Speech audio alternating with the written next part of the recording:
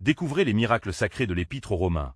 Une révélation divine transformante et inattendue dans la 3e année de Joachim. À Rome, une ville vibrante où les cultures se mêlaient, se tenait une communauté chrétienne émergente, une lumière dans les ténèbres.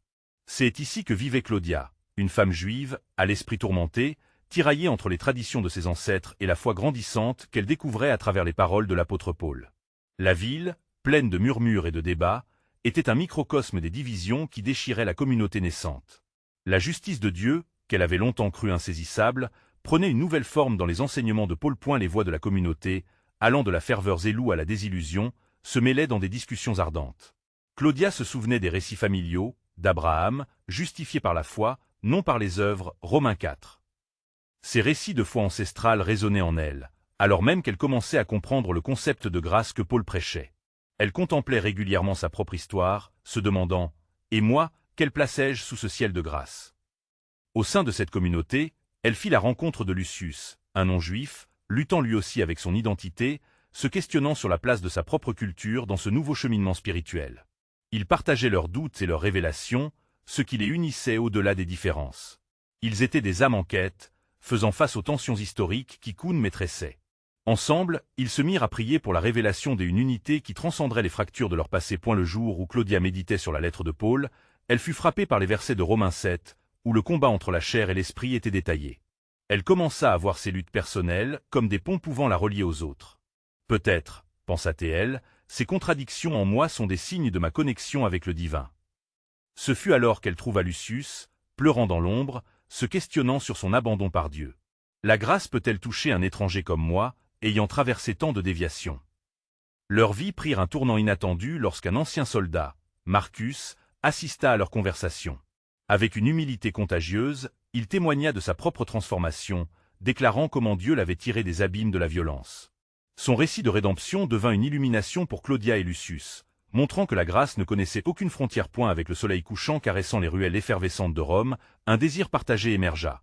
Organiser un forum ouvert pour la communauté, accueillir les débats plutôt que les fuir. Ils savaient que cette invitation serait risquée et pourrait raviver des rancœurs. Pourtant, animés par l'esprit, ils aspiraient à une catharsis collective. Chaque membre portait les poids de ses luttes, de ses préjugés, mais dans cet acte de vulnérabilité, se cachait l'espoir d'une renaissance. Avant de continuer avec ce récit biblique incroyable, je veux m'assurer que vous ne manquez aucune de ces histoires puissantes des Écritures. Cliquez sur l'icône de cloche et sélectionnez toutes les notifications. Ces narratifs bibliques ont transformé d'innombrables vies à travers l'histoire. Si la parole de Dieu à travers cette histoire vous bénit, s'il vous plaît aimez et partagez avec quelqu'un qui a besoin d'entendre sur la fidélité de Dieu aujourd'hui. Dites-moi dans les commentaires, quelle histoire biblique a le plus impacté votre parcours de foi? Je suis toujours émerveillé de comment la parole de Dieu parle au cœur à travers les générations. Maintenant continuons avec ce que le Seigneur fit ensuite. L'atmosphère était chargée d'anticipation, chacun procurant un élan vers une résolution spirituelle tant attendue, mais la question demeurait, comment, avec tout leur combat? Cette communauté divisée pourrait-elle vivre en harmonie sous l'éclat de l'Évangile? Les promesses de Dieu résonnaient encore, mais les réponses à cette quête nécessitaient courage et foi. Claudia et Lucius, porteurs d'un espoir renouvelé, se rassemblèrent avec leurs frères et sœurs en Christ dans une petite synagogue, ce lieu sacré d'entretien spirituel. Une tension palpable habitait l'air, une mélodie déhattante flottait parmi les visages. Au milieu des discussions, chacun récitait ses propres luttes, des musiques de désarroi teintées de la recherche de la paix divine. Mais la lumière de l'Évangile s'annonçait comme une lueur dans l'obscurité. Marcus, le soldat transformé, se leva. Sa voix résonna, empreinte d'une puissance inattendue. Mes amis, il est temps que chacun de nous se regarde en vérité. Paul nous rappelle que tout est permis, mais que tout ne nous édifie pas. 1 Corinthiens 10h23. Il nous appelle à chercher notre unité dans les luttes de nos cœurs et non dans les différends de nos histoires. Le murmure des assentiments s'éleva, mais une voix discordante se fit entendre dans l'assemblée. C'était Gaius, un ancien pharisien, qui s'opposait à l'idée de mélanger les traditions avec la nouvelle foi. Vous proposez d'embrasser la grâce, mais que dire des lois que nos ancêtres ont suivies? Ne devons-nous pas nous attacher à ce qui est juste? Claudia, ressentant la chaleur de l'angoisse collective, s'avança. Gaius, je comprends ta préoccupation. Mais n'oublions pas que même Abraham, qui a cru et cela lui fut imputé à justice, ne fut pas justifié par les œuvres.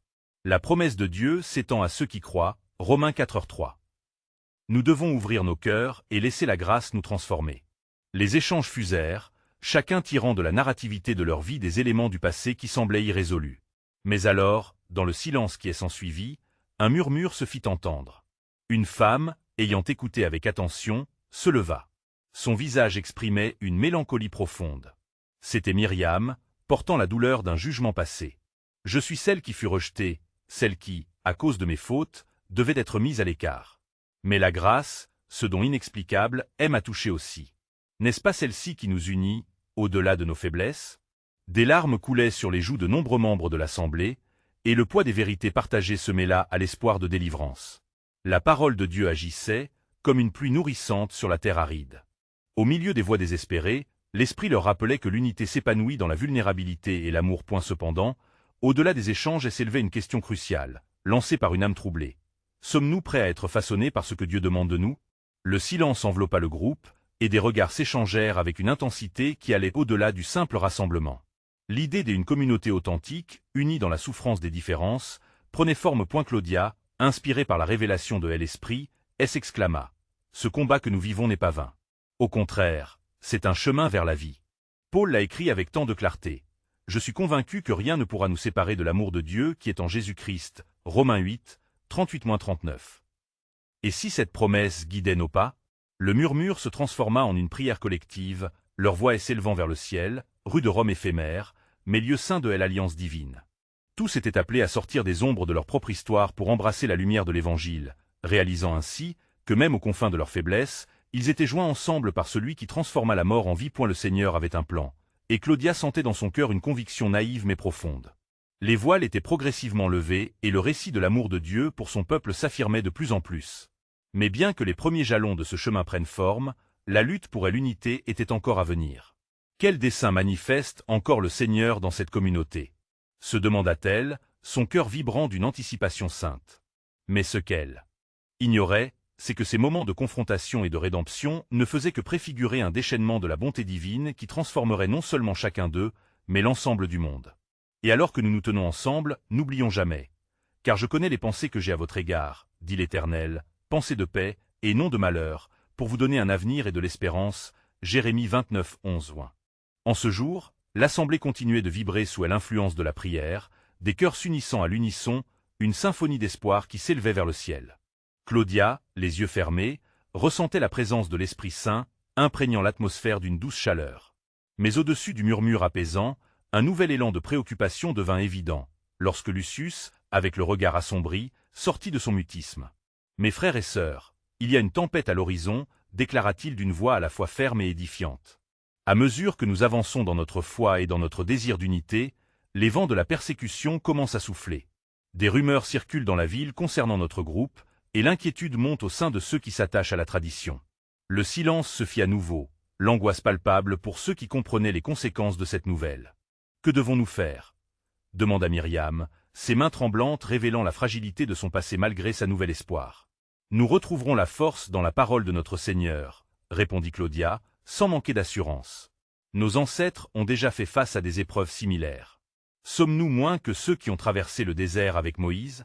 Comme Paul le rappelle, car je considère que les souffrances du temps présent ne sont rien en comparaison de la gloire à venir qui sera révélée en nous. Romains 8h18. Les mots de Claudia résonnèrent avec force. L'Assemblée semblait trouver à travers son discours une lumière parmi l'ombre croissante. L'inquiétude se transforma lentement en détermination. Marcus prit la parole à son tour, provoquant une réaction dans l'Assemblée. Si nous devons être éprouvés, alors faisons-le ensemble. Cela nous fortifiera. Rappelons-nous, si Dieu est pour nous, qui sera contre nous? Romains 8h31. Nous avons l'obligation de rester soudés dans l'amour et la foi, quel que soit l'orage qui approche. Une vague de résilience parcourut la salle. Les visages se redressèrent, remplis d'une nouvelle énergie, alors qu'un souffle d'enthousiasme envahissait les cœurs meurtris.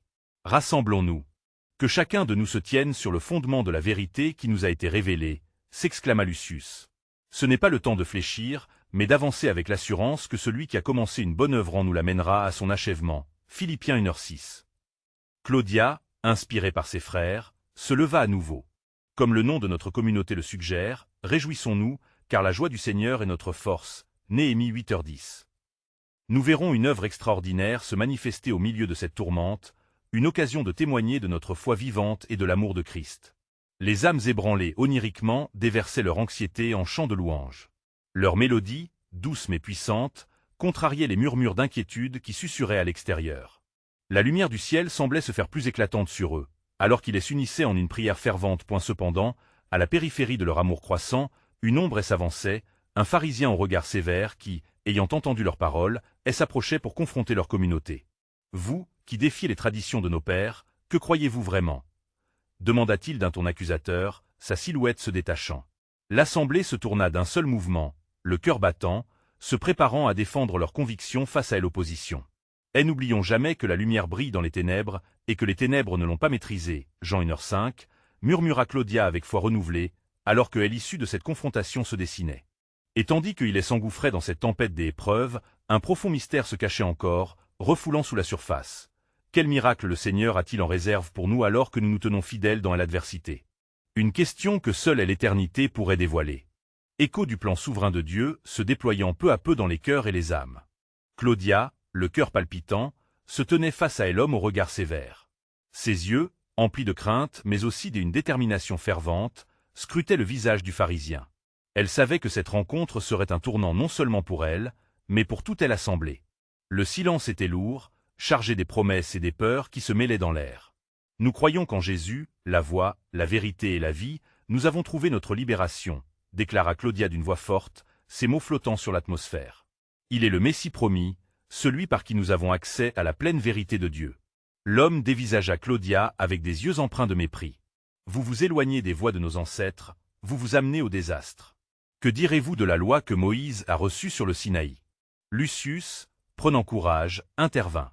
Nous ne renions pas la loi, mais nous croyons que Jésus a accompli ce que la loi annonçait. Comme Paul l'a écrit, Christ est la fin de la loi pour la justification de tous ceux qui croient, Romains 10h4. Et l'agitation se partageait dans l'assemblée. Les murmures croissants et l'échange dynamique entre les croyants et le pharisien créaient une tension palpable. Claudia, sentant une poussée d'espoir, leva les mains pour établir un calme. Mes frères et sœurs, arrachons-nous à l'inquiétude. Nous savons que notre défi est aussi une occasion de montrer notre foi, reprit-elle. Ne craignons pas car le Seigneur est avec nous. Dans les moments d'épreuve, comme le dit l'Écriture, je les purifierai comme on purifie l'argent, Zacharie 13h9. Le pharisien se raidit, mais la foule commença à murmurer des mots d'encouragement. Les chants de louange qui avaient précédemment bercé l'assemblée reprenaient progressivement, créant une vague d'adoration qui englobait toute l'assemblée, faisant reculer la peur. L'homme, ne pouvant ignorer l'élan de la communauté, s'exprima avec colère. Pensez-vous que vos chants et vos prières vous sauveront? La tradition et la loi sont nos fondations. Mais Marcus, le visage illuminé par la clarté de l'assurance, leva la voix. Nous ne blâmons pas la loi, mais nous célébrons celui qui nous a libérés des liens. Nous avons un avocat auprès du Père, Jésus-Christ, notre Seigneur. À ces mots, une clarté divine sembla descendre sur l'assemblée, et ils élevèrent leur voix dans un chant puissant, exprimant leur foi inébranlable. Les murs résonnaient des paroles proclamant la faveur de Dieu. Dans cette intensité spirituelle, une vision émergea dans l'esprit de Claudia. Elle voyait des milliers d'âmes se rassemblant, non pas par la force mais par l'amour, unies par la lumière du Christ. Elle comprit que leur résistance face à la persécution n'était pas qu'une épreuve, mais une lumière brillante dans l'obscurité qui attirerait des autres vers le royaume. Soudain, une voix retentit, comme si émergeant des cieux, « Éveillez-vous. C'est le temps des miracles. » Cette déclaration résonnait dans les cœurs alors qu'ils se souvenaient des paroles de leur maître. « Tout ce que vous demanderez en mon nom, je le ferai, afin que le Père soit glorifié dans le Fils. » Jean 14h13. Le pharisien recula, ébranlé par l'autorité avec laquelle il parlait, laissant derrière lui une atmosphère chargée d'espérance et de résistance. Une communion profonde naissait entre eux, faisant écho à la promesse du Seigneur. « Dans le monde, vous aurez des tribulations. Mais prenez courage, j'y ai vaincu le monde. » Jean 16h33. Alors que la louange s'intensifiait, un mystère s'ouvrait à eux. Quelle œuvre le Seigneur est-il sur le point de révéler au milieu de notre obéissance et notre foi? Se demanda Claudia, portée par cette certitude que quelque chose de puissant se préparait, selon le plan souverain de Dieu, encore caché dans les cœurs fidèles. Alors que l'assemblée continuait de chanter, une atmosphère vibrante, teintée de foi et d'espérance, envahissait la pièce. Claudia, sentant la présence de Dieu comme une douce brise, tournait lentement son regard autour des visages illuminés de ses frères et sœurs. Chaque regard, chaque geste, devenait un témoignage vivant du miracle qui se déroulait devant eux. « Regardez !» s'écria Lucius, pointant vers le ciel, son visage rayonnant d'émerveillement. La nuit est perceptible, mais la lumière se lève sur l'horizon. Claudia leva les yeux et aperçut une lumière saisissante qui émanait d'un coin d'une pièce sombre.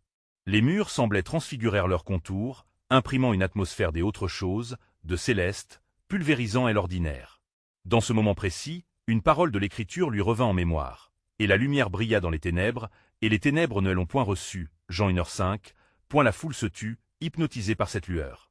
Les murmures se firent triomphants, tandis que chacun réalisait que ce n'était pas l'ombre de la peur qui les entourait, mais l'éclat de la promesse divine. La lumière ne se contentait pas de briller. Elle semblait appeler chaque cœur, l'invitant à un engagement plus profond. Marcus, entraîné par la présence divine, s'écria. Qui parmi nous est prêt à se lever et à proclamer les œuvres du Seigneur? Sa voix s'élevait avec une ferveur contagieuse, enflamme l'ardeur du rassemblement. Les gens se regardaient, hésitants, puis un par un, ils se levèrent, émus par l'instant. Je, dit une voix pétillante de douceur. C'était une jeune femme, ses bras levés vers le ciel avec assurance. Je témoignerai de ses bontés. Dieu a toujours été ma lumière au milieu de l'obscurité. Claudia sentait son cœur s'enflammer. Elle savait que ce moment marquerait un nouveau chapitre dans leur communauté. Une assemblée des adorateurs, unis dans une promise divine, pouvait devenir un phare de préférence pour ceux qui étaient perdus. Dans cette atmosphère de passion et d'unité, elle se souvint des paroles de Paul. Car nous sommes l'odeur agréable de Christ parmi ceux qui sont sauvés et parmi ceux qui périssent. 2 Corinthiens 2h15. Leur culte n'était pas seulement pour eux, mais pour tous ceux qui s'avanceraient dans l'ombre, attirés par l'odeur de cette vérité rayonnante. Les cœurs brisés trouveront guérison, les âmes assoiffées, eau vive. Lança à nouveau Lucius avec détermination, frôlant le sel de la terre. Chaque mot était une étincelle, et il était devenu le porte-voix des révélations cachées. Soudain, un cri de douleur brisa leur élan tandis qu'une femme dans la foule, visiblement tourmentée, s'effondra au sol. Elle assemblée se tut à nouveau, et la crainte s'immisça dans l'air. Claudia se précipita vers elle, sentant en son esprit que cette situation n'était pas fortuite. « Au nom de Jésus Tout-Puissant, relâche-la !» s'écria Claudia avec une force déterminée, son cœur s'enflant de la puissance qu'elle savait être en son maître. Les regards convergèrent vers cette vision de désespoir. Une tension divine pesait alors que Claudia plaçait ses mains sur la tête de la femme, priant avec ferveur. « Ô Seigneur, révèle ta gloire ici même. Que cette âme, que ce corps, connaissent ta liberté. » En cet instant de prière fervente, un frisson parcourut l'assemblée. Une lumière émanait à nouveau, enveloppant la femme. Puis, à mesure que les paroles de Claudia montaient comme une douce fumée vers le ciel, la femme, redressée, ouvrit les yeux avec un éclat de surprise et de lumière. « Je suis guérie !» s'écria-t-elle. Son amour n'a jamais failli. Une vague de louanges s'éleva, traversant l'assemblée, répétant inlassablement le nom de Jésus. Claudia, le cœur rempli de gratitude, regarda autour d'elle, conscient que ce miracle n'était que le commencement d'un mouvement puissant suscité par la foi collective et l'obéissance. Et dans le frémissement de la joie, une nouvelle pensée lui traversa l'esprit. Quel est le plan souverain du Seigneur au milieu de cette foi émergente? Se demanda-t-elle, sentant que ce n'était qu'une première lueur d'un mystère divin plus vaste. Ainsi, la promesse continuait de se déployer. « Car je connais les projets que j'ai formés pour vous, dit l'Éternel, projets de paix et non de malheur, pour vous donner un avenir et une espérance. » Jérémie 29:11. Alors que les échos de louanges continuaient de s'élever dans l'assemblée, l'atmosphère s'épaississait d'une expectative palpable.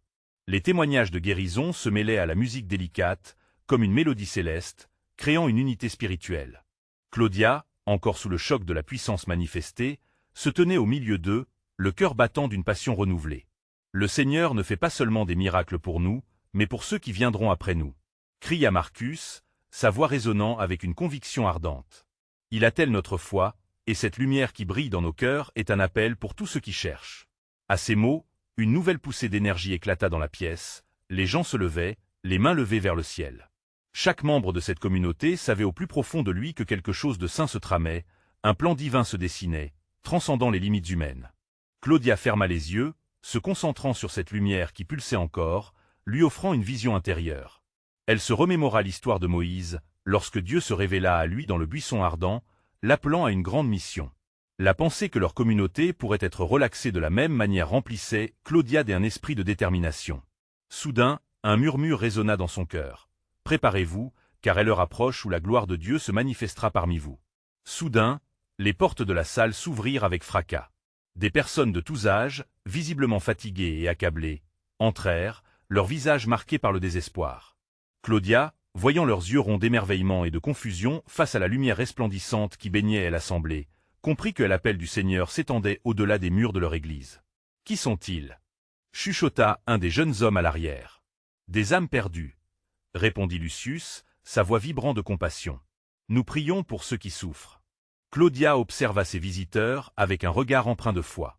La lumière divine, échappée de leur assemblée, semblait les convoquer, les appelant à quitter l'obscurité.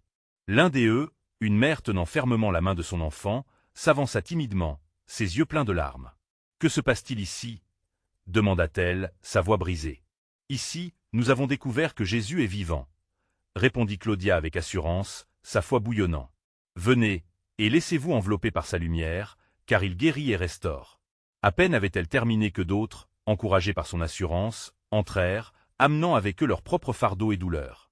L'assemblée, maintenant consciente de l'opportunité divine qui se présentait, se mit à prier avec ferveur, chaque voix croissant en intensité. La lumière brillante, semblable à celle du matin, continuait de rayonner. Dans cet instant, Claudia fut frappée par une vision singulière. Une multitude de âmes, désireuses d'être libérées, se tenant devant elle. Chaque visage lui semblait familier, comme des fragments du futur que Dieu tissait. « Ô Seigneur, fais de nous des instruments de ta paix. » S'éleva une prière collective, vibrante et pleine d'espoir. Et dans cette union, chaque membre sentit la promesse s'ancrer en eux avec une force renouvelée. La voix de Dieu résonna dans le silence, offrant la révélation suivante. « En vérité, je vous dis, ce que vous ferez pour le plus petit des miens, vous me le ferez. Ne doutez pas, car en vous, mon œuvre sera accomplie. » Claudia réalisait alors que ce qui avait commencé comme une simple réunion de louanges se transformait en un mouvement spirituel, une vague de renouveau, répondant à l'appel du Seigneur. Elle était prête à poursuivre ce chemin, consciente que la lumière qui les entourait n'était que le début d'un dessein colossal, pointé la promesse du Seigneur continuait de résonner. « Et je ne vous abandonnerai jamais, car là où 2 ou 3 se rassemblent en mon nom, je suis au milieu d'eux. » Matthieu 18h20. Alors que la ferveur de la prière s'intensifiait, une atmosphère de sainteté enveloppait l'assemblée. Les membres, animés par l'Esprit, s'élevaient de plus en plus vers le trône de Dieu, faisant de leur voix un symbole des unités et de dévotion. Claudia, la lumière dans les yeux, observait chaque visage en quête de guérison et de rédemption. « Seigneur, que ta volonté soit faite » s'écria Lucius, les bras largement ouverts, semblant accueillir le flot divin qui s'écoulait à travers eux. Les murs du lieu, vibrants d'approbation, semblaient se plier sous la puissance qui émanait de leur cœur uni. Soudain, un grand fracas résonna à l'extérieur. Les portes de l'édifice furent poussées avec force et un homme, visiblement épuisé et accablé par le poids de la souffrance, fit son entrée. Son corps chancelait, sa démarche hésitante trahissait la lutte qu'il menait depuis longtemps. « Seigneur » clamèrent plusieurs membres, spirituellement troublés mais remplis de confiance. « Que cherches-tu, frère » demanda Claudia, désireuse de comprendre l'urgence de sa situation. L'homme, dévisageant la communauté réunie, lutta pour articuler sa peine. « J'ai perdu tout espoir. J'y entends parler de miracles, mais je suis rongé par le désespoir. Mon fils est malade et je ne sais plus où me tourner. » Claudia, réceptive à l'intensité de son appel, leva ses yeux vers le ciel. À cet instant précis, elle se souvint des paroles de Jésus. « Tout ce que vous demanderez dans la prière, croyez que vous l'avez reçu, et cela vous arrivera. » Marc 11h24. Un élan de foi bouillonna en elle. « Viens, frère, et fais confiance au Seigneur. Allons prier pour ton fils, car aujourd'hui, la gloire de Dieu se manifestera. » Elle s'écria-t-elle, entraînant avec elle toute l'assemblée dans un élan de prière fervente. La lumière qui les entourait devint presque palpable, comme si les cieux eux-mêmes s'étaient ouverts au-dessus d'eux. Chaque supplication, chaque cri de foi, s'élevait vers le ciel, un mélange des angoisses et des espoirs, résonnant dans l'univers spirituel autour d'eux. Alors que les mots prenaient vie, une paix inondait leur cœur collectif. « Ô Dieu d'Abraham, d'Isaac et de Jacob, écoute notre prière » implora Lucius, son cœur brûlant avec ferveur. Claudia volait de visage en visage, encourageant chacun à se joindre à cette prière collective. À cet instant, une vision se dessina devant elle. Un chemin lumineux s'ouvrait, parsemé des anges, chaque pas menant vers la guérison. Elle sentit en elle la promesse du Seigneur se résonner avec une force inédite. Le murmure divin ne tarda pas à suivre dans les cœurs de l'assemblée. « J'œuvre au milieu de vous, dans le secret, et mon plan se dévoilera à travers vos actions. » Au fur et à mesure que les prières s'intensifiaient, l'homme affligé s'effondra à genoux, une paix inexpliquée l'envahissant. La lumière qui brillait dans leur milieu prenait une nouvelle dimension, comme un phare guidant ceux qui erraient dans l'obscurité. Claudia réalisa alors, en tremblant de révérence, que ce moment n'était qu'une partie du plan souverain de Dieu. Les âmes en détresse qui affluaient vers eux n'étaient pas seulement des personnels, elles étaient des témoins d'une œuvre grandeur et une promesse en devenir. Alors, dans le silence émerveillé, la voix de Dieu résonna encore. Qui invoquera le nom du Seigneur sera sauvé. Romains 10h13. Les cœurs battants, l'assemblée attendait la suite des événements, la révélation du plan glorieux de Dieu ne tardant pas à se manifester. L'atmosphère se chargeait d'une tension palpable, chaque membre de l'assemblée ressentant un frisson d'attente. Claudia, le cœur enflammé par l'Esprit Saint, observa l'homme à genoux, son visage marqué par la douleur mais illuminé par l'espoir. La prière collective, fervente et désireuse, elle entourait tel un manteau protecteur. « Seigneur, nous te demandons, accorde-leur la guérison. » Cria Lucius, sa voix se fondant avec celle du groupe, « Unissons-nous pour porter cette supplication vers le ciel. » Alors, comme une réponse muette, une lumière se mit à briller plus intensément au-dessus d'eux, illuminant l'édifice de couleurs éclatantes qui retentissait dans le cœur de chacun. « Je sens que le royaume de Dieu touche notre assemblée », murmura une vieille femme au fond, les mains levées vers le ciel. Une onde de murmures d'approbation parcourut le groupe. Peut-être, pensèrent-ils tous, que cet instant marquant était véritablement un prélude à quelque chose de monumental. À un moment où la réunion atteignait son apogée de passion et de foi, un murmure s'éleva parmi l'assemblée. « Qu'est-ce que cela ?» demanda Claudia, se tournant vers la source du son. Devant elle, la prière fervente se figea alors que des âmes, tout autour, commençaient à éprouver une présence plus grande. L'homme, le visage maintenant baigné de lueur céleste, bénit le donneur de la promesse, sa voix brisée par l'émotion. « Seigneur, si tu es vraiment là, fais que je sache que ton amour est pour moi. » Claudia se sentit touchée par ce cri, un cri semblable à celui des psaumes où David disait « Je t'invoque, ô Éternel, réponde-moi. » Psaume 86, 7. Il ne fallut pas longtemps avant que la réponse ne se dévoile. L'ambiance se transforma lentement, des murmures de louanges s'élevant dans l'air. Puis, dans un élan que seule une main divine pouvait orchestrer, une chaleur palpable enflamma les cœurs. Des mains furent levées, des larmes coulèrent, et les âmes luttant dans l'obscurité trouvèrent la lumière. Seigneur, fais souffler un vent de guérison, que les cœurs liés par le désespoir soient déliés par ta force. Pria Lucius, tandis que Claudia, fascinée, observait la transformation de chaque visage, chaque homme et femme devenant des témoins de miracles imminents. Quand tout à coup, comme si le ciel lui-même se mêlait à leur lutte, voix angéliques s'élevèrent, chantant des louanges, apportant confirmation d'un acte divin en cours. Les visages baissés furent enivrés par la lumière éclatante. Dans cet instant béni, des âmes affligées tombèrent dans un profond recueillement, d'autres dansèrent sous l'inspiration de la joie. « Je vous l'assure, vos supplications ne sont pas vaines. » s'écria Claudia, sa voix élevant l'assemblée dans un crescendo de louanges. Un murmure divin paraissait répondre à leur ferveur, une promesse de guérison non seulement pour elle enfant, mais pour tous. Ce moment était un appel à croire dans l'impossible, une nouvelle révélation de la gloire de Dieu en action. Alors que l'assemblée poursuivait, une connaissance s'installait dans le cœur de Claudia. « Ce n'est que le début », murmura-t-elle intérieurement. Le Seigneur ne faisait pas qu'agir par intervalles. Il écrivait une histoire au-delà de ce qu'il pouvait voir. « Tout ce que vous demanderez avec foi, vous le recevrez. » Les mots de Jésus résonnaient alors qu'elle levait ses mains au ciel, se contenant de joie devant la magnificence de l'œuvre de Dieu. En cet instant, un souffle profond passa parmi eux, un élan qui ne cesserait pas de grandir. À la fin de ce moment puissant, la voix de Dieu résonna encore dans leur cœur, leur lançant un défi. « Car je connais les projets que j'ai formés sur vous. » Jérémie 29, 11, et chacun ressentit dans cette promesse une paix indescriptible, un espoir renouvelé. Le ciel était en train de s'ouvrir au-dessus d'eux, et dans cette lumière sacrée. Leur foi serait mise à l'épreuve encore plus. La ferveur dans l'assemblée prenait des proportions ineffables, et le frisson sacré qui planait était presque palpable. Claudia, encore touchée par l'ondée de lumière qui avait inondé leur réunion, éprouvait un sentiment d'élévation spirituelle. Chaque cœur autour d'elle battait à l'unisson, une mélodie percutante des promesses divines vibrantes dans l'air. Dans un recoin, et l'homme au visage illuminé par l'amour de Dieu s'est redressé. Ses yeux brillaient de reconnaissance, tandis qu'il murmurait dans un souffle tremblant. « Je témoigne de la bonté du Seigneur. » Ces mots résonnèrent comme une vérité qui ne pouvait être démentie, une déclaration de foi qui ébranla l'assemblée. L'assemblée, muse par cet élan, se mit à prier avec davantage d'intensité, rejoignant leur voix pour former une symphonie de louanges. Tout à coup, une ombre passa au-dessus d'eux, et l'atmosphère se frotta avec une teinte de crainte. Comme une alarme soudaine, des murmures de méfiance commencèrent à circuler. C'était l'aube d'un conflit spirituel. Claudia, le cœur serré, chercha le visage de ses camarades.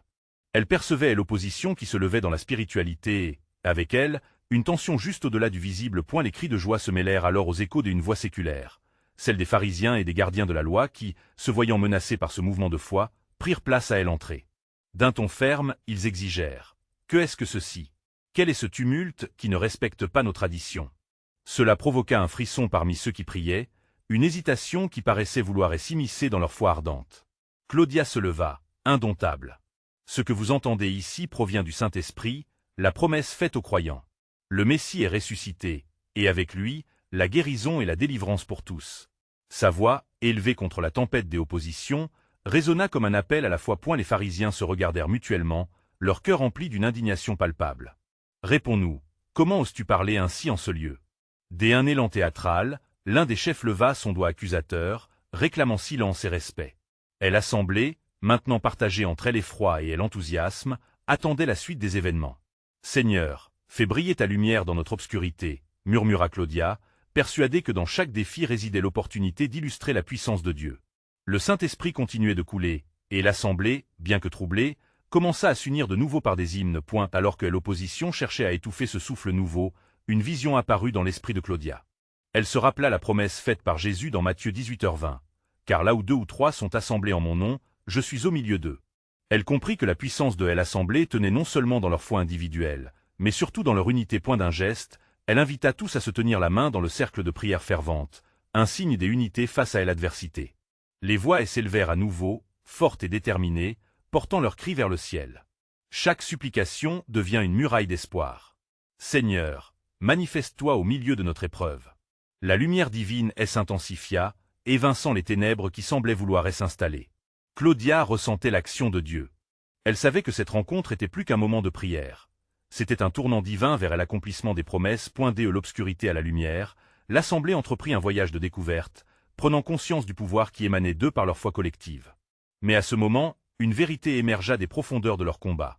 Le moment était venu pour la lumière de briller dans les ténèbres, et les ténèbres ne l'ont point reçue.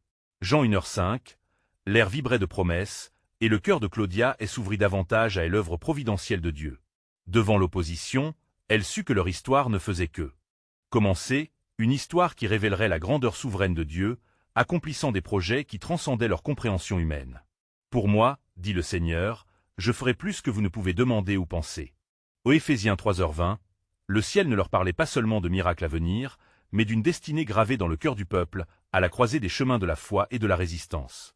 Alors que le tumulte à l'entrée de la synagogue s'intensifiait, l'atmosphère chargée d'intensité spirituelle devenait presque palpable. Claudia, les yeux fixés sur les pharisiens, sentait la pression de l'opposition, mais aussi la force de la promesse divine qui éclairait son cœur. « Que faire maintenant » murmurait son esprit, tandis qu'elle réalisait que ce moment pourrait sceller le destin de leur communauté.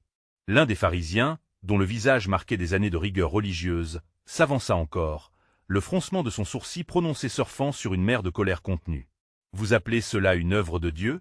Vous détruisez nos traditions au nom d'un prétendu Messie. Vous tremblez au bord de l'abîme. » Sa voix résonnait comme une tempête, menaçant d'engloutir la lumière qu'ils avaient tant de peine à faire briller. Mais alors qu'il parlait, Claudia se sentit plongée dans une vision profonde. Elle aperçut, dans son esprit, la multitude de visages qui avaient cherché réconfort en ce lieu, des cœurs assoiffés, des âmes perdues cherchant désespérément la lumière. Elle sut qu'elle ne représentait pas uniquement sa voix, mais chaque cri de foi qui s'élevait dans ce lieu. « Répondez-nous, Claudia » interrogea l'un des pharisiens, ses yeux perçants scrutant son âme. « Quelle autorité avez-vous pour dire que la loi doit céder à des miracles ?» Prenant une profonde inspiration, Claudia s'avança, ses mains ouvertes, un geste d'invitation et de paix, se tenant en terrain ferme dans la vérité. Notre foi n'est pas une rébellion contre la loi, mais l'accomplissement de ses promesses. Nous ne sommes pas ici pour briser ce qui a été établi, mais pour embrasser ce qui est stipulé par notre Dieu. En Jésus, nous trouvons l'accomplissement de la loi. Il a dit, « Je suis venu non pour abolir, mais pour accomplir » Matthieu 5h17.